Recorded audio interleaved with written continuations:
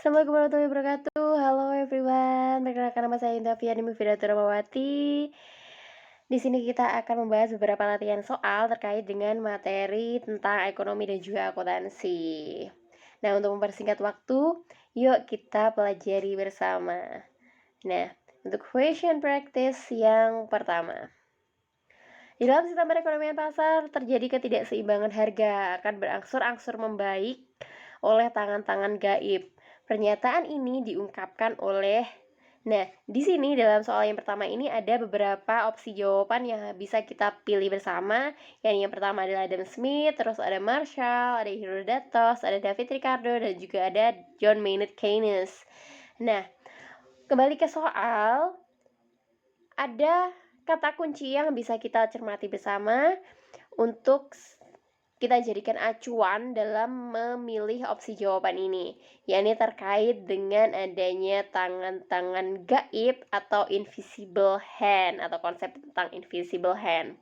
Nah, konsep mengenai invisible hand ini itu terkait erat dengan kekuatan permintaan dan juga penawaran yang dapat menggerakkan pasar dan menciptakan harga tanpa adanya intervensi dari pihak manapun, termasuk dari pemerintah, kayak gitu. Jadi tidak ada peran pemerintah di sini dalam konsep invisible hand ini.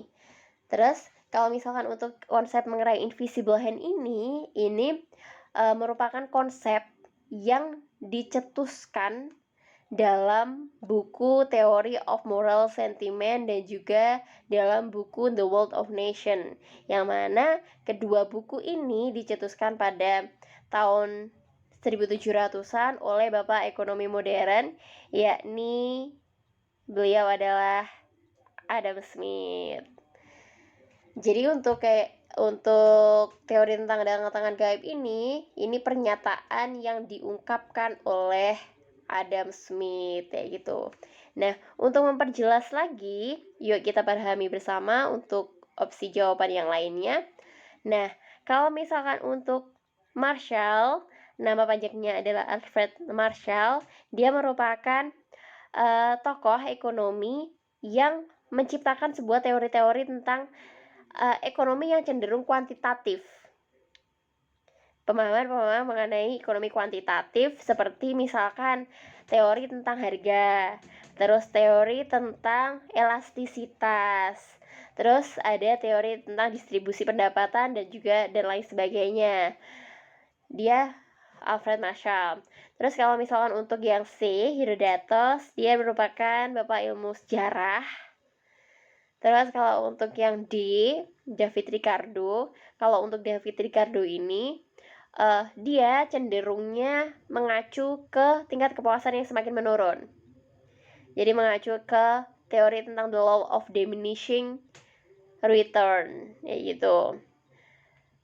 Terus kalau misalkan untuk yang C, John Maynard Keynes, dia merupakan tokoh ekonomi yang berbeda paham dengan Adam Smith. Kalau misalkan untuk Adam Smith tadi kan mengacu ke invisible hand. Tapi kalau misalkan untuk Keynes, dia justru berkebalikannya. Harus ada intervensi dari pemerintah untuk menciptakan harga, menciptakan keseimbangan harga. Jadi peran pemerintah itu sangat dipertimbangkan oleh Keynes dalam menciptakan harga. Terus kembali lagi, kalau untuk pernyataan tentang tangan gaib ini, opsi jawab benar adalah Adam Smith. Terus next untuk soal yang kedua. Nah, untuk mengendalikan inflasi, kebijakan yang dapat dilakukan oleh Bank Indonesia adalah inflasi sendiri ini merupakan jumlah peredaran uang yang terlalu banyak di pasaran, sehingga dibutuhkan kebijakan yang dilakukan oleh Bank Indonesia. Berarti berhubung Bank Indonesia ini merupakan bank sentral, kebijakan yang dilakukan oleh Bank Indonesia itu terkait dengan kebijakan moneter. Jadi ya hubungannya dengan kebijakan tentang mengatur jumlah uang yang beredar, ya gitu. Berarti kalau misalkan untuk ini inflasi itu dikendalikan oleh Bank Indonesia melalui kebijakan moneter. Nah, Kebijakan apa yang dapat dilakukan? Oke, kita lihat bersama dalam opsi jawabannya.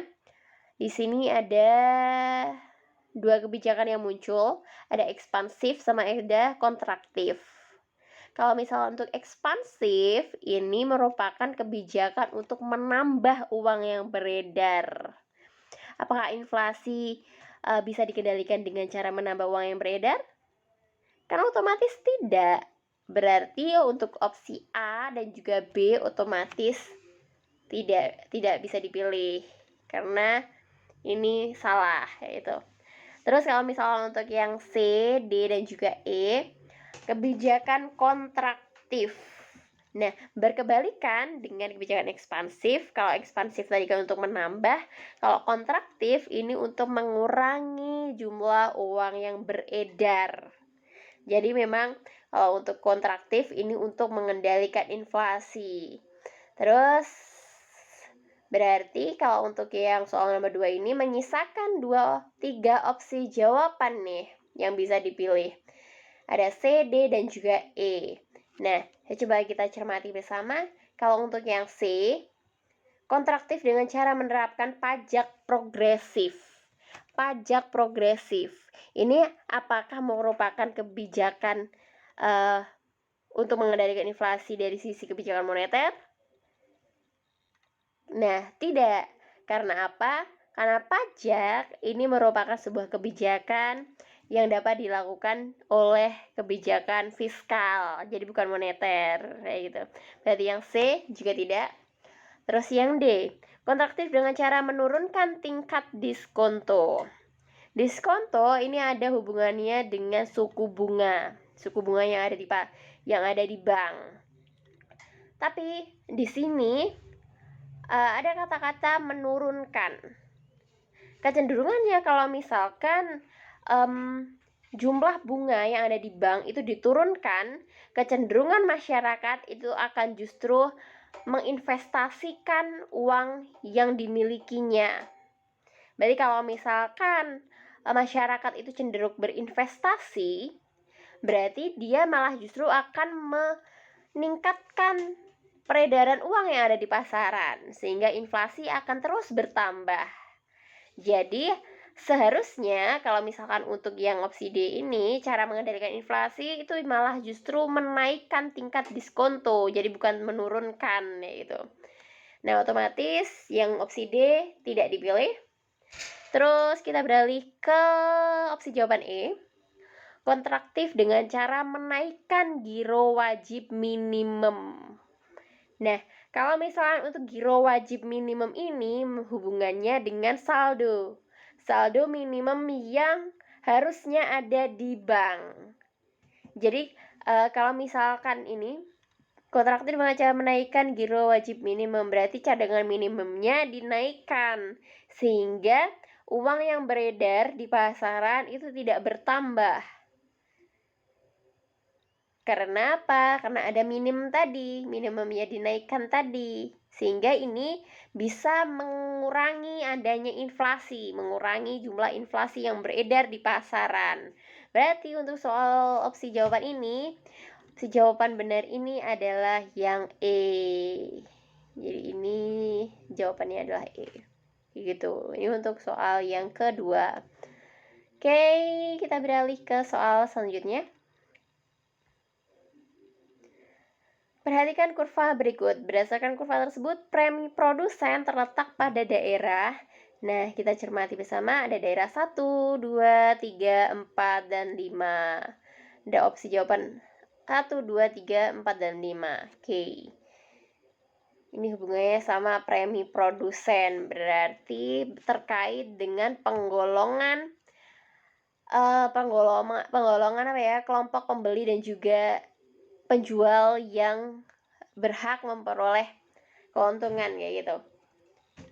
Oke, kita cermati. Oke, nah ada dua kurva yang muncul dalam ada dua garis yang muncul dalam kurva tersebut. Ada garis S dan juga ada garis D.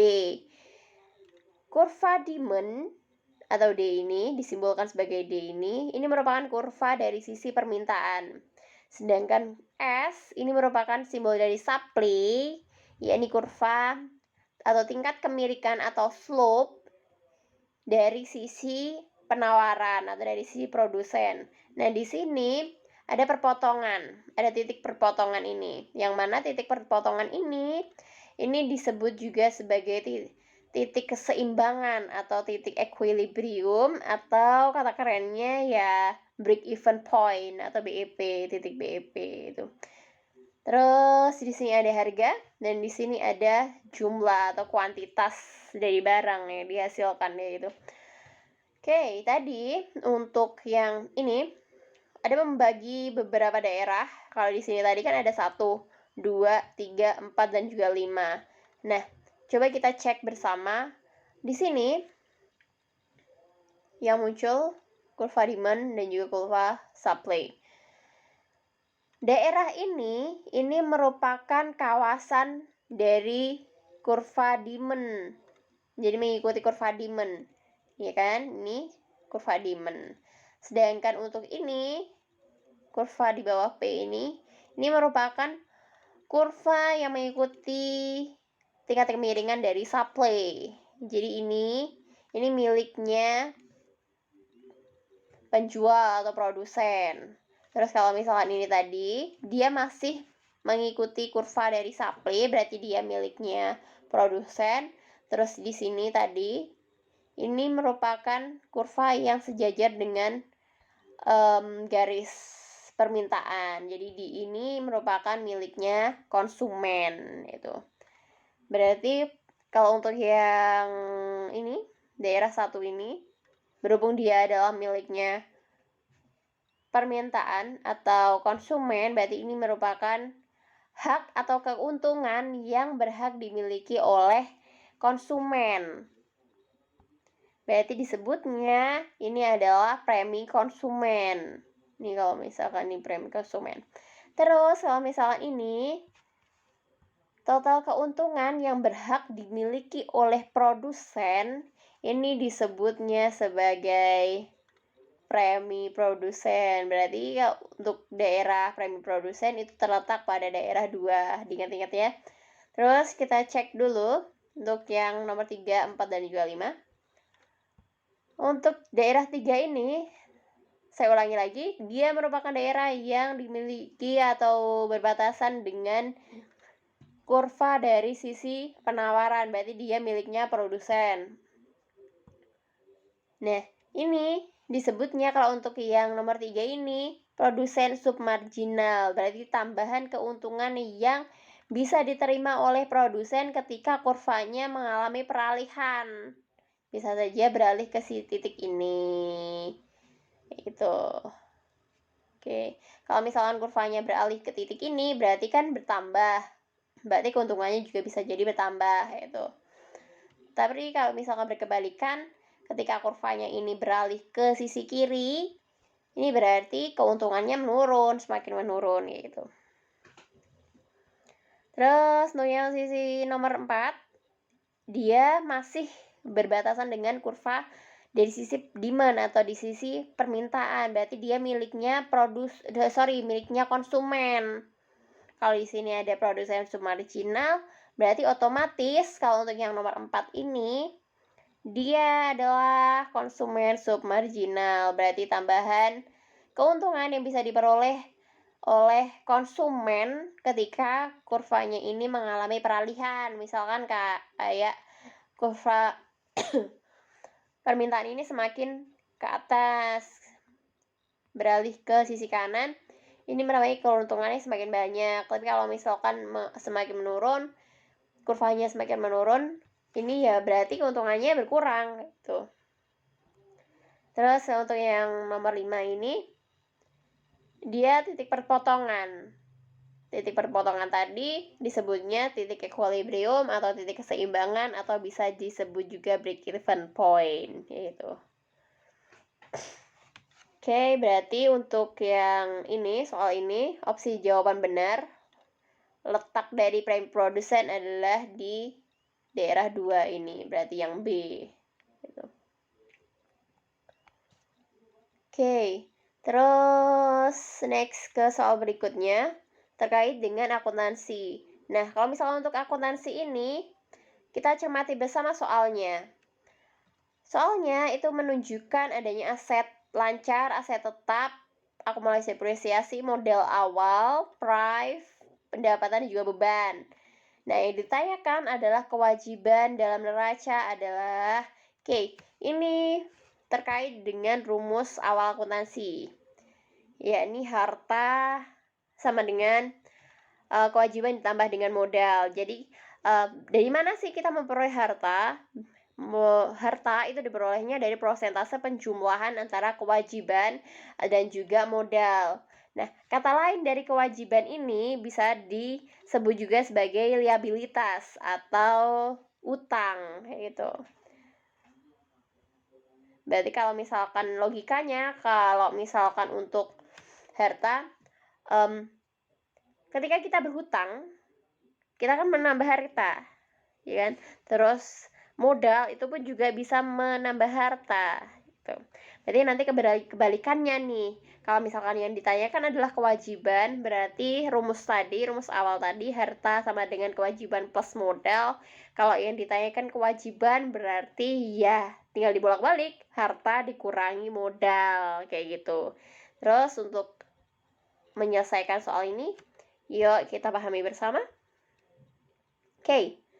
Rumus awalnya harta sama dengan kewajiban plus modal. Harta ini merupakan persentase penjumlahan semua aset dikurangi dengan akumulasi depresiasi atau akumulasi dari penyusutan.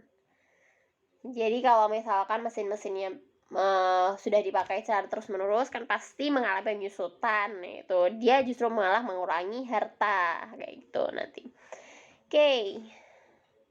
Tadi ada aset lancar dan juga aset tetap. Berarti hartanya ya dari aset itu tadi. Kemudian aset lancarnya tadi berjumlah 10.500.000, terus aset tetapnya 22.500.000. Nah, ini dijumlahkan.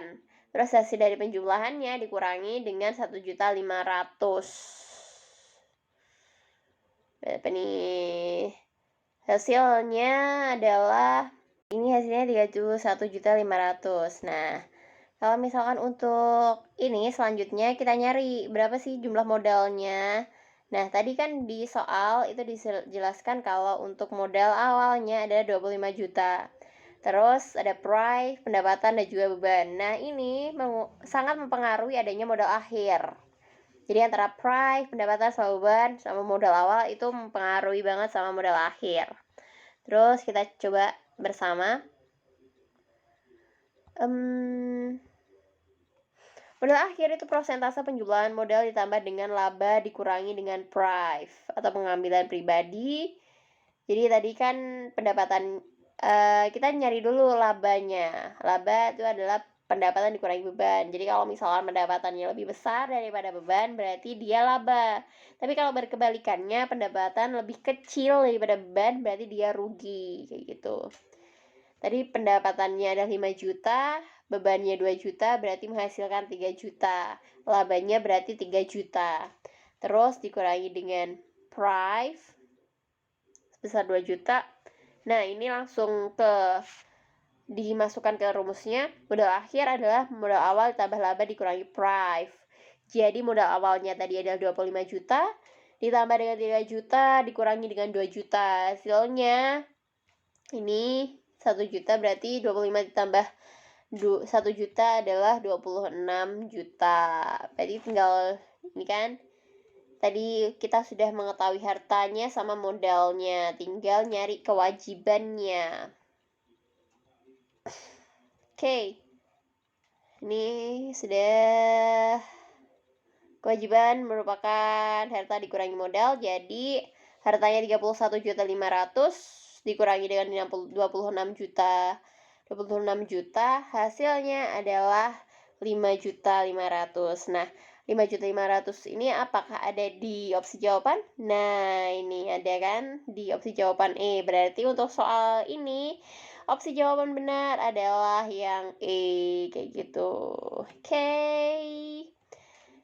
Nah, terima kasih untuk pembahasan soal pada kesempatan kali ini. Kalau misalkan ada kurang lebihnya saya mohon maaf. Sekian dari saya. Wassalamualaikum warahmatullahi wabarakatuh.